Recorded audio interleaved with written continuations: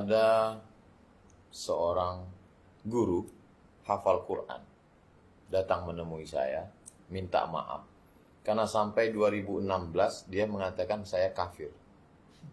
Karena saya mengatakan Ar-Rahman al-Ashistawa itu adalah al-istila. Allah berkuasa. Sedangkan kata guru saya, kata dia sebelum dia tobat. Ini tobat dari Wahabi. Kata dia, kata guru saya, Tuhan itu di atas aras. Maka siapa yang mentakwil itu kafir. Ustadz Somad itu gimana? Ustadz Somad itu kafir. Jadi sampai 2016 Ustadz masih kafir. Baru akhir-akhir inilah Ustadz Islam. Dan dia minta maaf ke saya.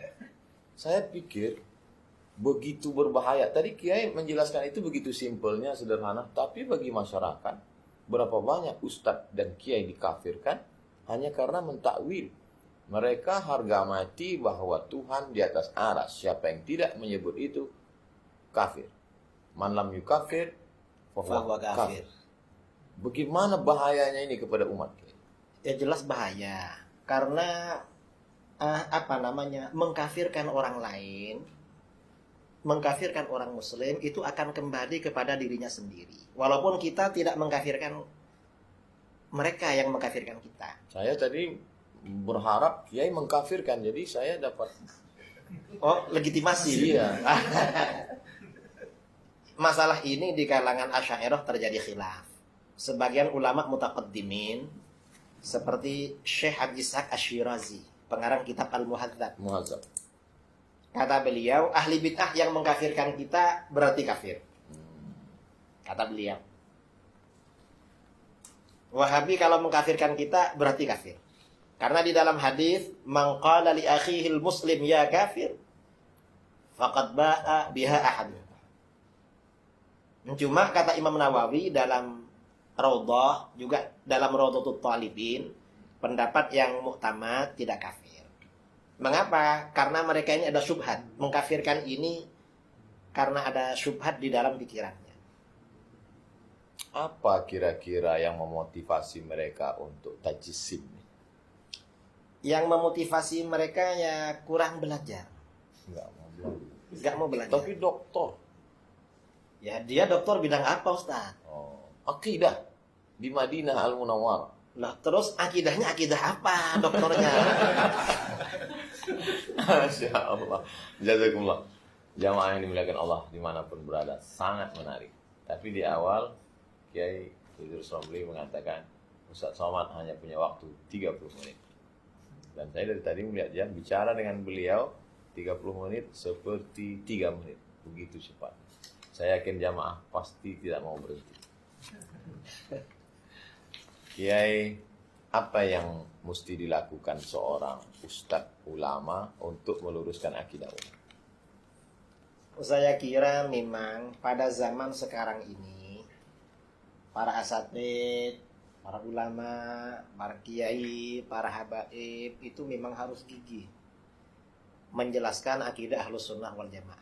Kemudian juga meluruskan syubhat-syubhat orang-orang yang menyimpang dari Ahlus Sunnah wal Jamaah.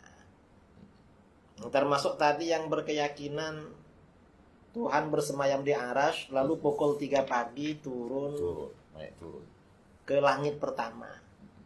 Nah, biasanya semua akidah yang menyimpang itu tidak rasional. Karena kalau salafi ini dikejar, Tuhan ini turun pukul 3 pagi. Itu pukul 3 pagi ikut waktu daerah mana? Karena waktu istiwa kan jalan terus. Jalan terus. Setiap matlak itu selisihnya kan kecil. Berarti Tuhan pindah-pindah. Ya. Kalau waktu Indonesia dibagi 3. Itu pukul 3 ikut daerah mana? Mereka mungkin jawabnya turun terus. Kalau turun terus lalu naiknya kapan? Itu kan problem. Nanti mereka ditanya, ngapain turun? Mungkin mereka bilang, loh, Tuhan itu turun untuk mendengar doa kamu, makanya bangun sholat tahajud. Lalu kita tanya, apa kalau tidak turun nggak dengar? Mereka bingung lagi. Karena kalau jawab Tuhan nggak dengar, kufur mereka, kafir. Kalau jawab sebenarnya dengar walaupun nggak turun, bisa ditanya lagi, loh kalau dengar dari arasy ngapain turun? Tapi biasanya kalau terdesak, jawabannya Bila takyif wala tamsir. Oh, itu kan cara ngeles terakhir. Terus Cara kalau dialaskan Tuhan itu di atas dengan Isra Mi'raj gimana, Kiai? Itu buktinya Nabi Muhammad naik ke atas jemput sholat bolak-balik. Berarti Tuhan di atas. itu tempatnya Nabi ketika bermukalamah dengan Allah. Di dalam hadis-hadis tentang Isra Mi'raj tidak ada keterangan bahwa itu tempatnya Allah. Tapi tempat Mukalamah. ketika Rasulullah mukalamah dan melihat Allah. Keterangannya seperti itu. Bukan tempat Allah. Tidak ada keterangan di dalam hadis itu tempatnya Allah, gak ada. Karena yang Isra Mi'raj, yang membaca hadis-hadis Mi'raj kan kita. Iya. Mereka ini gak mau sebenarnya peringatan Isra Mi'raj. Lalu dipakai dalil, ya salah dong. Berarti dengar ceramah kita waktu Isra Mi'raj. Lah ya itu. Bid'ah juga. Bid'ah juga itu. Dialaskan lagi doa, Kiai. Buktinya kalau doa itu nunjuk Allah di atas. Kalau Allah di bawah pasti doanya gini. Kata para ulama, atas itu qiblatud du'a. Sama dengan Ka'bah itu qiblatus shalah. Ya. Kalau tanah itu qiblatus sujud. Gak ada orang sujud itu ke atas. Gak ada, ya pasti ke tanah. Makanya di dalam Al-Quran itu fasjud waqtari. Waqtari. Sujudlah dan mendekatlah. Kalau ini tidak ditakwil, ini bahaya. Karena berarti Allah ada di bawahnya karpet ini. Berarti Wahabi ini kalau mau pakai otak sedikit aja ya. Sebenarnya kalau dipakai sedikit itu lumayan. Hasilnya bagus. Nah, mereka emang nggak dipakai, jadi masih orisinil.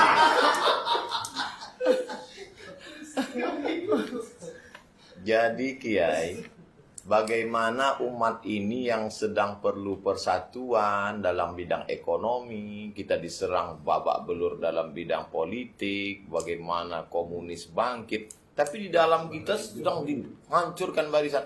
Apa kira-kira mungkin nggak ini gerakan ini disusupkan untuk memecah umat Islam dari dalam? Itu jelas itu. Bahwa memang kelompok-kelompok radikal itu memang disusupkan. Untuk memecah kita dari dalam. Iya. Dan memang yang mendapat himayah perlindungan dari Protek ya. mendapat protek dari barat, kemudian juga dana tamwil, itu kan kelompok-kelompok radikal. Besar duitnya gitu. Ya gak tahu lah, kayaknya iya. Dulu saya kan nonton video Kiai itu yang katanya ada $2.000. Saya waktu itu 1.500. 1.500. Udah turun atau memang? Gak tahu, kalau itu yang cerita ke saya itu mantan Ustadz Wahabi. Tobat. Dia bilang, saya waktu ceramah di Bogor tuh Ustadz. Iya. Kiai tahu berapa gajinya Ustadz Wahabi? Gak tahu. Saya tahu Kiai. Berapa? $1.500. Lo kok tahu? Saya mantan katanya. Berarti kalau dibuatkan persatuannya bagus juga ya Kiai. Persatuan Mantan Wahabi tobat. Wahabi. Saya kira bagus itu. Mungkin Ustadz bisa koordinasi nanti. Termasuk yang tadi yang minta maaf ke saya baru Islam 2016. Sebelum itu saya kafir, dikafirkan. Kalau berani mengkafirkan ustadz, maka tidak heran kita begitu di masjid menyalahkan apa segala macam. Atau akar radikal itu dari sini. Memang akar radikal dari situ, Ustaz. Kan mereka memang kelompok radikal. Kelompok orang-orang yang mudah mengkafirkan. Kata Imam Ghazali, itu latar belakangnya kurang pendidikan, kurang belajar. Tapi masyarakat mudah sekali terikut Kiai karena hafal Quran dari pintu bahasa Arab, kemudian gimana menyadarkan umat?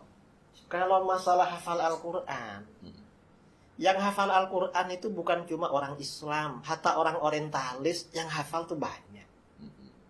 Kalau cuma hafal Al-Quran, orang orientalis kan yang hafal Quran kan banyak, Ustaz. Kemudian pakai nama-nama pesan SMP Ibnu Katsir, pesantren Imam Syafi'i, SDIT Imam Nawawi. Itu gimana hukumnya? Pakai Syafi'i tapi nggak kunut subuh.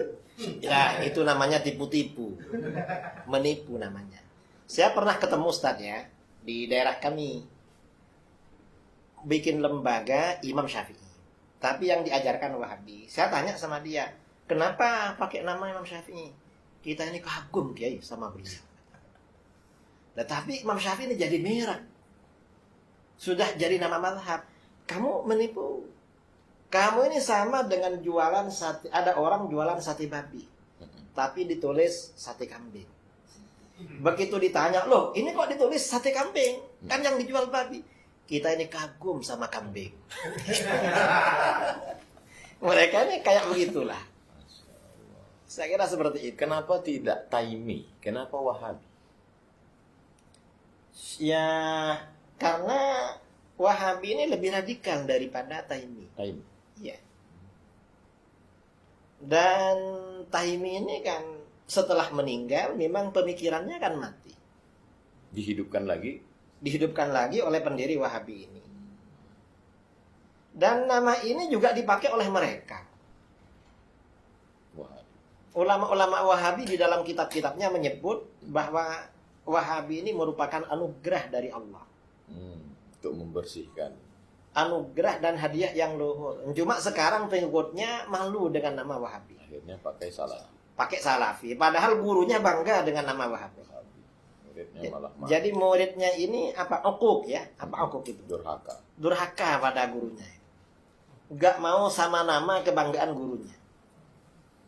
Sama gurunya saja durhaka. Masya Allah, tabarakallah. Dalam perjalanan dakwah Kiai pernah nggak menghadapi yang paling radikal sampai ingin membunuh karena menganggap kafir dengan yang paling lembut, yang baik, yang sopan, yang Wahabi garis lurus misalnya? Gak pernah. Kalau sampai mau membunuh mau apa? Karena ini kebanyakan mereka sebelum acara sudah lari duluan. Sudah batal. Saya dialog di forum terbuka dengan Wahabi itu tahun 2008 satu kali, 2009 dua kali. Baru kemudian ya 2009 dua kali, habis itu di Denpasar 15 masjid tuh lari-lari semua, gak ketemu. Cuma 2 masjid datang orangnya. Lalu 2013 di Manado, malah gak ada di rumahnya, sama panitia dicari ke rumahnya gak ada semua ustaz-ustaznya. Lari. Katanya acara di luar kota. Di Aceh juga begitu. Langsung gak ada pada hari acara. Tapi pas ditanya murid-muridnya, kenapa nggak mau debat dengan Kiai Idrus Ramli? Nggak boleh duduk dengan ahli bid'ah. Bilang pada muridnya begitu. Tapi kalau pada panitia sebagian nggak begitu. Alasannya seperti yang di Aceh.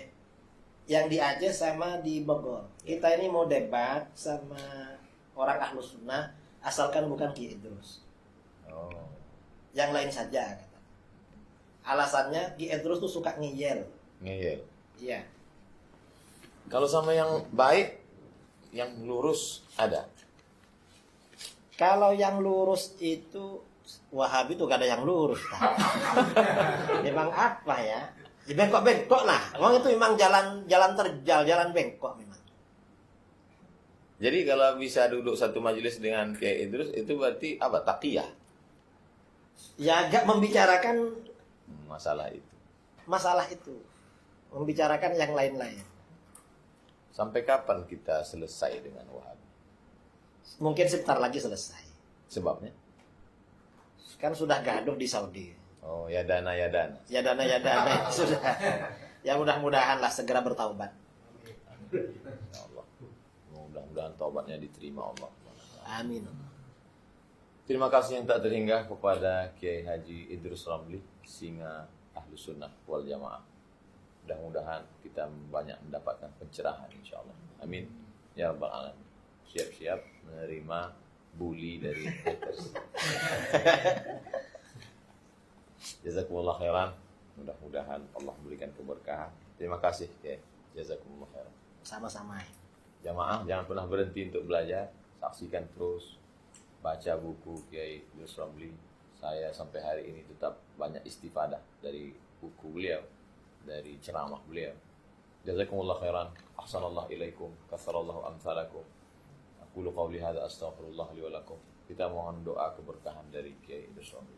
Tafadhal masyaallah. Bismillahirrahmanirrahim. Alhamdulillahirabbil alamin. Allahumma shalli wa sallim ala sayyidina Muhammadin miftahi babi rahmatillah.